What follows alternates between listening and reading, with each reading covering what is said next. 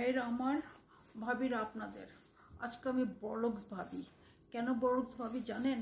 দেখাবো আজকে আমার কাছে কত টাকা আছে। এই ব্যাগটা বড় টাকা আর টাকা, এটার মধ্যে এমন কোনো টাকা নাই যে আমার কাছে নাই।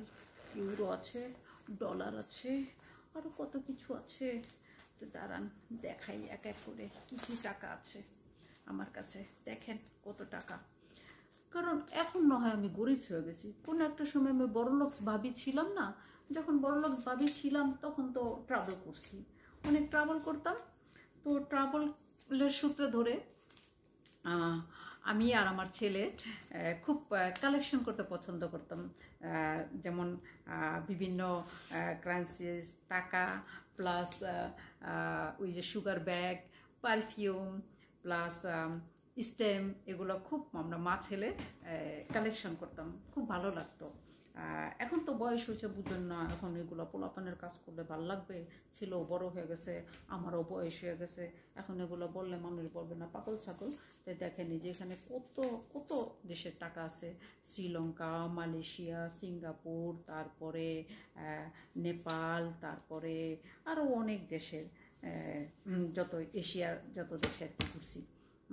আর ইউরোপে ঘুরছি, ওগুলো তো ইউরোই, ওগুলা ইউরো আর কি দেখাবো, যেগুলো আর কি আমার জন্য এখন এক্সট্রাঅর্ডিনারি, সেটাই দেখালাম।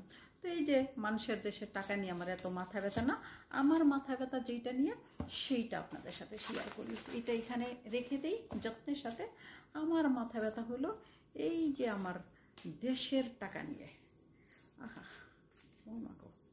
অন্য দেশের এত টাকা বুঝতে পেলাম, এই আমার দেশের টাকা নিয়ে। এখন বলবেন দেশের এই কটা টাকা নিয়ে আপনার এত চিন্তা কেন? আহারে কি যে কোন চিন্তা। এই খুরসা টাকাগুলো যখন আমরা ট্রাভেল করি, বিশেষ করে আমার হাজব্যান্ড সবসময় এরকম খুরসা টাকা অনেক রাখতো। 100 টাকা থেকে শুরু করে 50 টাকা, 20 টাকা, 10 টাকা, 5 টাকা, 2 টাকা, এগুলো সব রাখতো। কারণ এই যে এয়ারপোর্টে টলি যারা একটু সাহায্য করে, হেল্প করে লাগেজ টাগেজ নেওয়ার জন্য, তো তাদেরকে টিপস দিতে হয়, সেজন্য এই খুরসা টাকা উনি সবসময় রাখতো। তো হ্যাঁ, বরাবরের মতো 2014 সালে যখন দেশ ছাড়ি তখন এই টাকাগুলো ছিল ওনার পকেটে। তো এখন এই টাকাগুলো আপনাদেরকে দেখানোর একটাই কারণ, বাংলাদেশে তো টাকা চেঞ্জ করে ফেলছে। এখন আমি পড়ছি না মহা বিপদে, এই টাকা কি চলবো বলেন তো দেখি। এখন বলবেন আপনি এই কটা টাকা নিয়ে এত চিন্তায় পড়ছেন, বাবারে বাবা, কত মাসের কোটি কোটি টাকা আছে, হ্যাঁ চিন্তা করেন না, আপনি এই কটা টাকা নিয়ে আপনি চিন্তা করেন। ওরে বাবারে, আমার চিন্তা করার কারণ আছে। আমার হাজবেন্ড কত কষ্ট করে এই টাকা কামাই করছে, তার জীবন আর যৌবন অর্ধেকটাই কাটাইছে বাংলাদেশে। এখন আমি যেমন প্রবাসী, একটা সময় আমার হাজবেন্ড ছিল প্রবাসী, এই ইটালি সাইরা সেই 94 সালে বাংলাদেশে যে সে বাইং হাউসের বাইংয়ের বিজনেস করে। তো তারপরে তো 2014 সালে দেশ ছাড়লাম। তো কতটা বছর বলেন ওই ভদ্রলোকটা আমার দেশে কষ্ট করছে, আমার দেশে কাটাইছে। তার প্রতিদান এত কষ্টের টাকা সে ইনকাম করছে। তো এই কয়টা থাক আর বেশি থাক, আমি তো অ্যামাউন্টটা আমার কাছে মুখ্য বিষয় না। আমার কাছে মুখ্য বিষয় এই টাকার ভিতরে যেই আমাদের ঐতিহ্যগুলো আছে, সেটা আমি যখন দেখি আমার কাছে মনে হয় আমি আমার পুরো দেশটাকে দেখে ফেলছি। এখন কারা কারা আমার মতো এই যে প্রবাসে আছেন, এরকম টাকা আপনাদের কাছে আছে, আপনারাও কীরকম বিপাকে পড়ছেন কিনা, যদি পড়া থাকেন তাহলে কমেন্ট করে জানাবেন। আর আমার ভিডিও যদি ভালো লাগে লাইক কমেন্ট দিবেন, শেয়ার করবেন।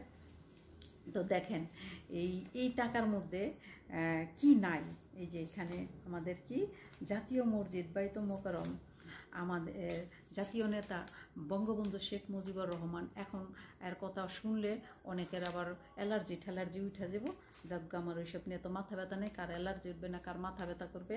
আমার অন্যের বিষয় নিয়ে মাথা ব্যথা করার দরকার নেই। আমার এমনি কত মাথা ব্যথা, আবার অন্যের ব্যথা আমি কেন নিয়ে আসুন। আবার এইটাতে আছে শহীদ মিনার প্লাস আমাদের জাতীয় জাদুঘর। আহারে কি নাই বলেন তো দেখি। 20 টাকার নোটে আছে কি আমাদের এই যে জাতীয় ফসল পাট বস্ত্র, জাতীয় সংসদ ভবন,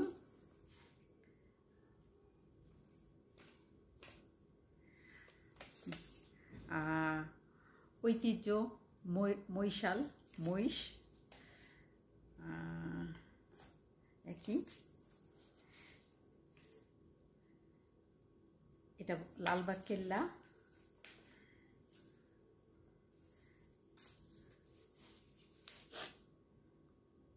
জাতীয় মসজিদ,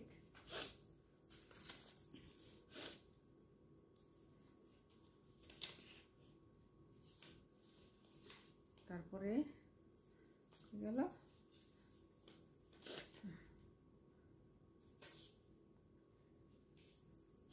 তারপরে এই যে জাতীয় ফুল শাপলা, জাতীয় পাখি দোয়েল। তো এই দেখেন দোয়েল, কোয়েল, আউল, বাউল সব কিছুই আছে এই টাকার মধ্যে। এমন কিছু নাই যে এই টাকাগুলোর মধ্যে নাই। তাহলে কেন বলেন এই টাকাগুলো হাতে নিলে কেন আমার ওই ফিল আসবে না যে আমি বাংলাদেশ, পুরা বাংলাদেশ দেখে ফেললাম? কারণ এই টাকাগুলোর মধ্যে তো আমার পুরো বাংলাদেশটাই আছে। তো এখন আপনারা বললেন যে টাকা যে চেঞ্জ করে ফেলছে, এখন আমার এই টাকা দিয়ে আমি আমি কি করবো বলেন? আমার এই টাকা বেকার হয়ে গেছে কিনা একটু কমেন্ট করে যদি জানাইতেন তাহলে আমার উপকার হইতো। দেশে আজও যাই কিনা, কবে যাই তা তো ঠিক না, কিন্তু জানা রাখাটা ভালো না বলেন তো?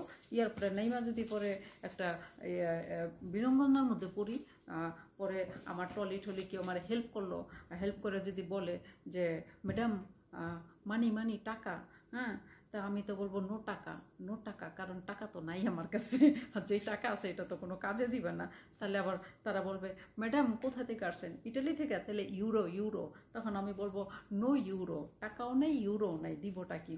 তো আপনারা একটু কমেন্ট করে জানাইবেন যে এই টাকা চেঞ্জ হয়েছে বাংলাদেশে, ঠিক আছে, বাট হোসনারা এত মাথা ব্যথা নিও না, তো এত চাপ নিও না, তোমার টাকাও চলবে। তাহলে আমি একটু হয়তো শান্তিতে ঘুমাইতে পারবো। কবে যাই দেশে জানি না, আজও যাবো কি না তা তো জানি না। তো আমার হাজব্যান্ডের এত কষ্টর টাকা বলেন, এটা বেকার বেফলে ফালানো আমার উচিত হবে? বেচারা কত কষ্ট করে এই টাকা ইনকাম করছে, এই টাকার সাথে আমার কত অনুভূতি। এক হলো দেশ, দুই হলো আমার হাজব্যান্ডের লাস্ট ইনকাম। তো এই টাকা তো আমার জন্য হিস্টোরি হয়ে গেছে, তাই না? বলেন তো যে কত ইমোশন আমার কাছে এই টাকা কয়টা, সামান্য কয়টা টাকা, বাট আমার কাছে অনেক কোটি টাকার চেয়েও কম না। আমার দেশের এই যে যেমন 2 টাকাটা, এই 2 টাকার নোট আমার কাছে কোটি টাকা, কারণ এটা আমার দেশের টাকা, তাই না? আহারে আমার সোনার বাংলা, আমি তোমায় ভালোবাসি।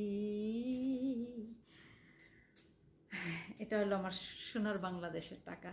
তাহলে বলেন এই টাকা আমার জন্য অনেক ইম্পর্টেন্স। অন্য দেশের টাকা নিয়ে আমার এত মাথা ব্যথা নেই, এগুলো ইতিহাসে হয়ে থাকবো। জীবনে আর কোনোদিন শ্রীলঙ্কা যাবো কিনা তাও জানি না, আর অন্য কোনো দেশে যাওয়া হবে কিনা সেটাও জানি না। কারণ এখন আগের দিন নাই রে নাতি, তুই খাবলাই এক হাতি।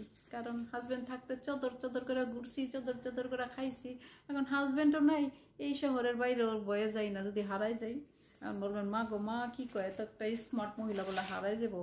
ও মা গো, মানুষটা দেখতে তো স্মার্ট হয়, মানুষকে তো স্মার্ট বলেন তো দেখি। আমি হইলাম একদম বোধাইরাম চট্টগ্রাম, বুঝছেন? যাজ্ঞা, এতক্ষণ যা বললাম যা করলাম, ভুলভাল যদি কিছু বলে থাকি, ভুলভাল যদি কিছু করে থাকি, অবশ্যই ক্ষমা দৃষ্টির চোখে তো দেখবেনই। আর কার এরকম টাকা পয়সা আছে শেয়ার করেন আমার সাথে, তাহলে একসাথে গলাগলি দ্রা কানমু, আর কি করবো? কারণ সবাই ভালো থাকেন, টাটা, বাই বাই।